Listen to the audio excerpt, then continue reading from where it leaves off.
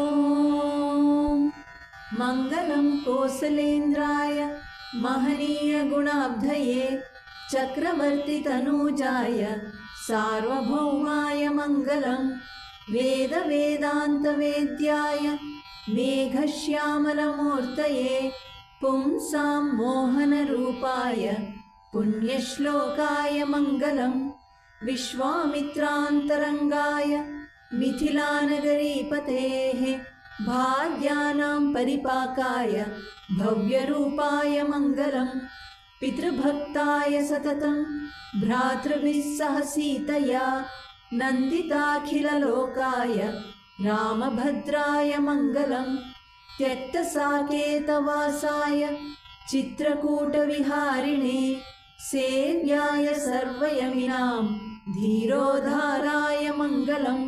सौमित्रिणा च जानक्या चापबाणासिधारिणे संसेव्याय सदा भक्त्या स्वामिने मम मङ्गलं दण्डकारण्यवासाय खण्डितामरशत्रवे गृध्रराजाय भक्ताय मुक्तिदायास्तु मङ्गलं सादरं शबरीदत्त फलमूलाभिलाषिणे सौलभ्यपरिपूर्णाय सत्त्वोद्रिक्ताय मङ्गलं हनुमत्समवेताय हरीशाभीष्टदायिने वालिप्रमथनायास्तु महाधीराय मङ्गलं श्रीमते रघुवीराय सेतुल्लङ्घितसिन्धवे जितराक्षसराजाय रणधीराय मङ्गलं विभीषणकृते प्रीत्या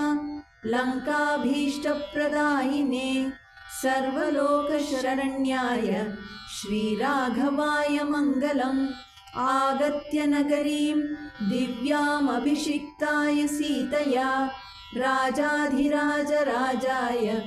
रामभद्राय मङ्गलं ब्रह्मादिदेवसेव्याय ब्रह्मण्याय महात्मने जानकीप्राणनाथाय रघुनाथाय मङ्गलं श्रीसौम्यजामातृमुनेः कृपयास्मानुपेयुषे महते मम नाथाय रघुनाथाय मङ्गलं मङ्गलाशासनपरैर्मदाचार्यपुरोगमैः सर्वैश्च पूर्वैराचार्यैः सत्कृतायास्तु मङ्गलं रम्यजामातृमुनिना